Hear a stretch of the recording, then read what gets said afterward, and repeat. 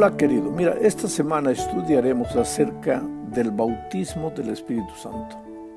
Hay mucho malentendido con relación a este tema. Algunos cristianos, por ejemplo, creen que el bautismo del Espíritu Santo es un hecho que sucede en algún momento después del bautismo con agua y que generalmente el bautismo del Espíritu Santo está relacionado con milagros o sensaciones extraordinarias llenas de emoción, sorprendentes. El peligro es mistificar el bautismo del Espíritu Santo. Por eso, para empezar, leeremos 1 Corintios capítulo 12, versículo 13. Dice así: por un solo espíritu todos fuimos bautizados en un solo cuerpo, tanto los judíos como los no judíos, lo mismo los esclavos que los libres, y a todos se nos dio a beber de un mismo espíritu. Observemos bien, en este texto Pablo está hablando del bautismo del Espíritu Santo, pero al mismo tiempo se refiere al bautismo del agua. Es a través del bautismo del agua que nos unimos al cuerpo de la iglesia. Pero Pablo dice que en ese momento, en el momento que somos bautizados para unirnos a la iglesia, somos también bautizados por un mismo espíritu. Judíos y griegos, en fin, todos los que creen y aceptan a Jesucristo son bautizados en el agua y al mismo tiempo reciben el Espíritu que los guiará en la vida cristiana, consolándolos cuando están tristes y cuando pasan por dificultades y fortaleciéndolos para enfrentar las tentaciones y para cumplir la misión. El bautismo del Espíritu no es un privilegio de unos pocos, sino que de acuerdo al texto de Pablo es de todos. Todos los creyentes que aceptan a Jesús y son bautizados en el agua, también son bautizados en el Espíritu. Este pensamiento queda claro con la declaración de Pedro antes del Pentecostés. Esa declaración está registrada en Hechos capítulo 2, versículo 38 y 39. Dice: y Pedro les dijo: arrepiéntanse y bautícense todos ustedes en el nombre de Jesucristo, para que sus pecados les sean perdonados. Entonces recibirán el don del Espíritu Santo. Porque la promesa es para ustedes y para sus hijos, para todos los que están lejos y para todos aquellos a quienes el Señor nuestro Dios llame. Según este texto, el arrepentimiento viene primero. Después viene el bautismo y simultáneamente el creyente que se bautiza recibe el don del Espíritu Santo. Y esto, de acuerdo a Pedro, era para todos los creyentes de aquel tiempo y también para sus hijos y para todos a quienes el Señor llamaría a lo largo de los tiempos. Eso es lo que dice Pedro. El bautismo del Espíritu no es algo espectacular ni escandaloso, es algo sereno, pero efectivo. El Espíritu trabaja en el interior del corazón humano y el ser humano entonces obedece y anda en los caminos de Dios. Y su vida se transforma en una vida poderosa y de inspiración para aquellos que lo rodean. Esto es lo que sucedió con Jesús. Leamos Mateo capítulo 3, versículo 16 y también el capítulo 4, versículo 1. Dice así: después de ser bautizado, Jesús salió del agua. Entonces los cielos se abrieron y él vio al Espíritu de Dios que descendía como paloma y se posaba sobre él. Luego Jesús fue llevado por el Espíritu al desierto. ¿Te das cuenta? Jesús fue bautizado y en el momento que estaba siendo bautizado, vio que el Espíritu Santo descendía a él en forma de paloma. Y enseguida, ¿qué pasó? El Espíritu de Dios lo llevó al desierto. Quiere decir que una vez que te bautizas, te unes a la iglesia de Dios, recibes el Espíritu Santo y ahora eres guiado por el Espíritu Santo. Pero ¿cómo te guía el Espíritu Santo? Eso vamos a ver más adelante. Vamos a la segunda parte de la lección. Hablemos aquí de ser llenos del Espíritu Santo. Leamos Efesios capítulo 5, versículo 18. No se emborrachen con vino, lo cual lleva al desenfreno. Más bien, llénense del Espíritu. Aquí Pablo habla de ser llenos del Espíritu en lugar de ser llenos de sensaciones alucinantes como las que experimenta el ebrio cuando se llena de alcohol. Quiere decir que es posible ser lleno del Espíritu, pero el ser lleno del Espíritu no se trata de sensaciones, de emociones fuera de lo común. Evidentemente tiene que ser algo sereno, profundo, que trabaja por dentro. Leamos ahora Hechos capítulo 13, versículo 52. Y los discípulos estaban gozosos y llenos del Espíritu Santo. Esta expresión, estaban llenos, en el original griego está en el gerundio, o sea, no se habla de un hecho acabado, de un evento. Se está hablando aquí de algo que sucede continuamente, constantemente, todos los días, a cada instante. El ser lleno del Espíritu, nadie puede decir, yo fui lleno del Espíritu tal día en el culto, el Espíritu descendió sobre mí. No, nadie puede decir eso. El llenarse del Espíritu es un hecho que sucede constantemente, diariamente. Todos los días somos llenos del Espíritu Santo. Ahora veamos lo que dice Romanos capítulo 8, versículo 9. Pero ustedes no viven según las intenciones de la carne, sino según el Espíritu, si es que el Espíritu de Dios habita en ustedes. Y si alguno no tiene el Espíritu de Cristo, no es de él.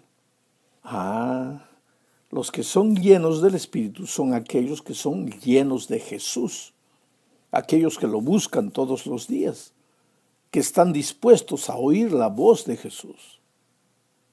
¿Cómo habla Jesús? A través del Espíritu. ¿Y cómo habla el Espíritu? A través de las enseñanzas bíblicas. No esperes que el Espíritu venga y te diga audiblemente lo que tienes que hacer. Por favor, abre la palabra de Dios. Él inspiró a los escritores bíblicos. Los escritores bíblicos no hablaron por voluntad humana, entonces abre la Biblia. Y cuando tú abras la Biblia y comiences a estudiar lo que Dios te está diciendo ahí, sucederá lo que dice Isaías capítulo 30, versículo 21. Entonces oirán ustedes decir a sus espaldas estas palabras: este es el camino, vayan por él. No se desvíen a la derecha ni a la izquierda. Sabes, mi amigo, muchos cristianos corren el riesgo de caer en el misticismo religioso y andar por la vida intentando oír, entre comillas, la voz de Dios, en lugar de abrir las Sagradas Escrituras y buscar lo que el Señor ya dejó escrito para nuestra instrucción. Por eso, porque Dios nos dejó su palabra para ayudarnos en el camino, para orientarnos, para aconsejarnos, por eso el salmista dijo: lámpara es a mis pies tu palabra y lumbrera a mi camino. No dice lámpara es a mis pies tu voz que voy a oír a través del Espíritu todos los días. No, sino lámpara es a mis pies tu palabra. Dios te habla, pero te habla a través de su palabra. El problema es que nosotros no queremos estudiar la palabra, no separamos tiempo para buscar lo que el Dios dice en su palabra escrita. Y queremos ahí que Dios nos hable. A ver, me paro aquí para ver si oigo la voz de Dios, a ver qué es lo que Dios me dice. Mira, yo te digo una cosa, si Dios quiere hablarte personalmente, puede hacerlo, claro que sí. Pero cuando Él no te ha hablado ya a través de su palabra, entonces cuando tú buscas respuestas para tu vida, primero lee la palabra de Dios. Si en la palabra de Dios no encuentras las respuestas, entonces pues Dios en su amor maravilloso, porque no te va a dejar sin orientación, pues te va a hablar audiblemente. Pero en primer lugar, Dios no trabaja de esa manera, trabaja a través de su palabra, y en su palabra hay consejo para todas las circunstancias que tú enfrentes en la vida. En la tercera y cuarta parte estudiaremos acerca de las condiciones para ser llenos del Espíritu Santo. Entendamos una vez que ser llenos del Espíritu no es una experiencia mística, sino una experiencia serena de obediencia y sumisión a las instrucciones del Espíritu que nos fueron dejados en su palabra. La primera condición la presentó el apóstol Pedro por ocasión del Pentecostés. Él dijo en Hechos 2, 37 y 38. Mira, voy a leer. Al oír esto, todos sintieron un profundo remordimiento en su corazón y les dijeron a Pedro y a los otros apóstoles: hermanos, ¿qué debemos hacer? Y Pedro les dijo: arrepiéntanse y bautícense todos ustedes en el nombre de Jesucristo para que sus pecados les sean perdonados. Entonces recibirán el don del Espíritu Santo. ¿Cuándo es que ellos recibirán el don del Espíritu Santo? La palabra clave aquí es arrepentimiento. ¿Y cómo sucede el arrepentimiento? El arrepentimiento es un don divino que Dios da a los que van a Él y oyen la voz del Espíritu. Juan 16:8 dice: y cuando Él venga, convencerá al mundo de pecado, de justicia y de juicio. Es el Espíritu el que convence de pecado. No es el pastor, no es el papá, no es la mamá, no es el hermano. Cuando los seres humanos nos hablan, generalmente nosotros tratamos de argumentar, de defendernos, de dar explicaciones para explicar nuestros errores y pecados. Pero cuando el Espíritu Santo habla, no tenemos a dónde escapar. Y le oímos y nos arrepentimos. O entonces, si no tomamos este camino de oír y arrepentirnos, tomamos el otro camino, que es endurecerse. Y ahí corremos el riesgo de cometer el pecado contra el Espíritu Santo. Pero para ser llenos del Espíritu, la primera cosa que necesitamos hacer es limpiar el corazón. Y esa obra solo la puede hacer Jesús, si vamos a Él y le pedimos que lo haga. Pero antes es necesario estar convencidos del pecado.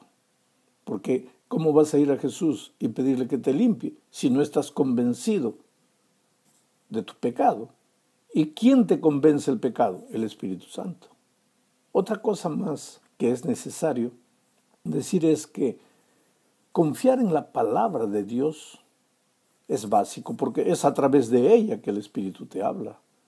Por eso dice Santiago 1, 6 al 8 lo siguiente: pero tiene que pedir con fe y sin dudar nada, porque el que duda es como las olas del mar que el viento agita y lleva de un lado a otro. Quien sea así, no piense que recibirá del Señor cosa alguna, pues quienes titubean son inconstantes en todo lo que hacen. Lo que Santiago está diciendo es que el Espíritu solo puede tomar posesión completa del corazón si creemos en Él y si se lo permitimos. La duda es como una piedra gigantesca que cierra la puerta del corazón. Ahora, si crees, con toda seguridad lo buscarás y pedirás, y cuanto más pidas, más recibirás. Esa es la promesa de Jesús. Mira, Lucas 11, 9 al 13 dice: así que pidan y se les dará, busquen y encontrarán, llamen y se les abrirá, porque todo aquel que pide recibe, y el que busca encuentra, y al que llama se le abre. ¿Quién de ustedes, si su hijo le pide pan, le da una piedra?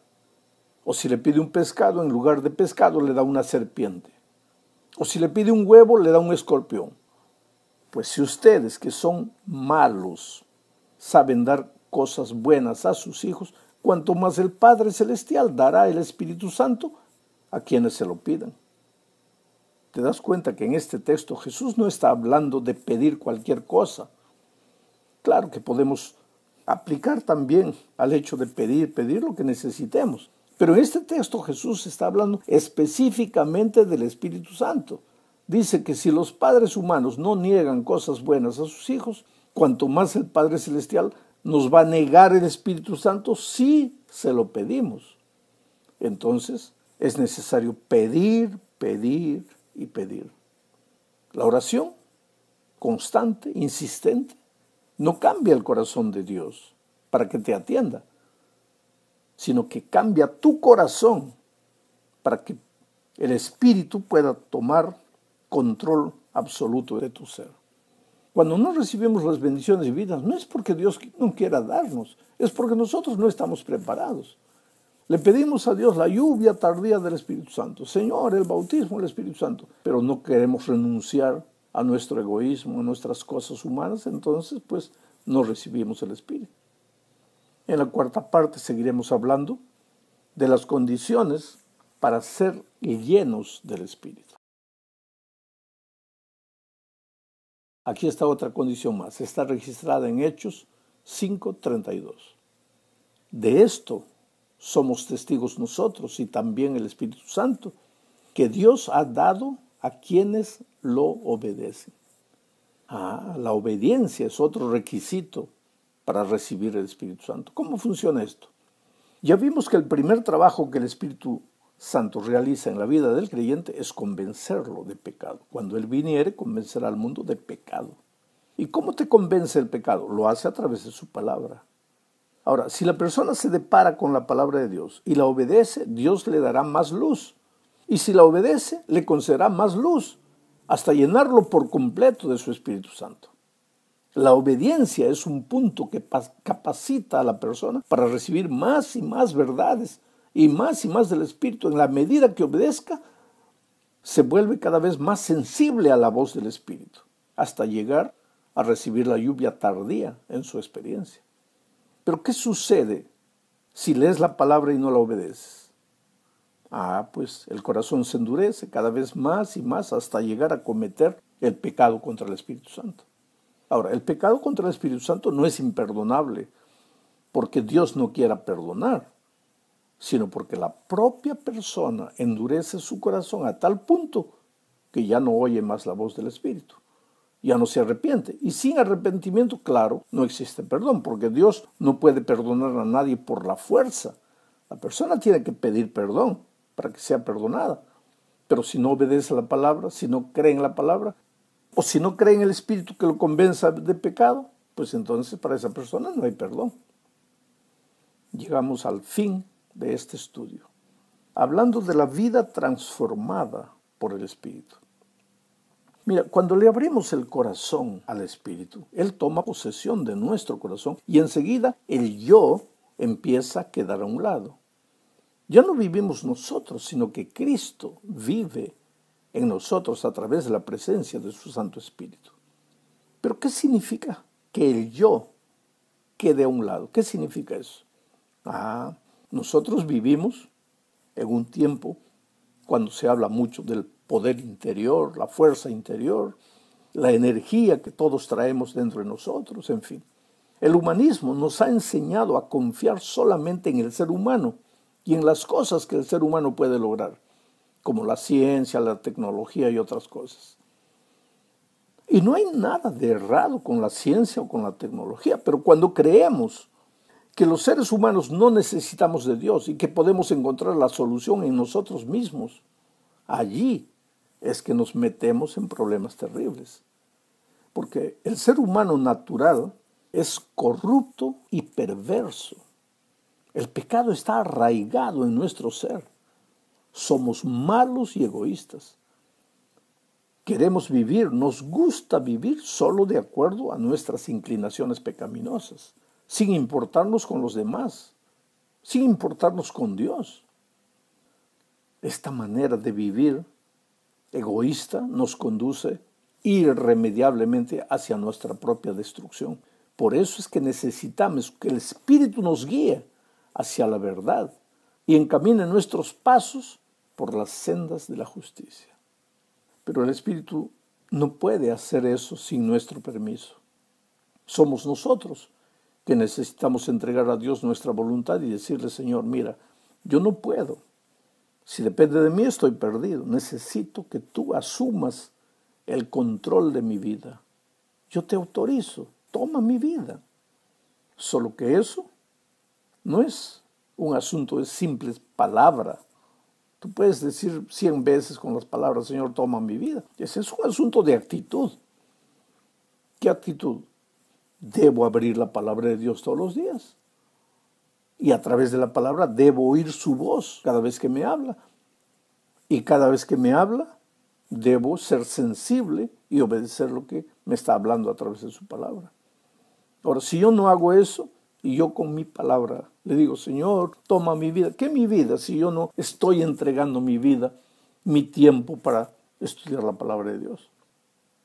Para terminar, quiero leer una cita del Espíritu de Profecía. Está en Deseado de todas las gentes, página 143. Dice así: la vida del cristiano no es una modificación o mejora de la antigua, sino una transformación de la naturaleza. Se produce una muerte al yo y al pecado y una vida enteramente nueva. Este cambio puede ser efectuado únicamente por la obra eficaz del Espíritu Santo. Querido, no es el asunto de que, bueno, antes era pecador, pero ahora soy mejor. No, no es mejor. Es una nueva vida, completamente diferente de la vida que hemos vivido sin Cristo. Ahora, este trabajo solo puede ser hecho por el Espíritu Santo. Por eso, el que no cree en el Espíritu, pues vive una situación triste. ¿Quién lo va a ayudar si él no cree? Que Dios te bendiga.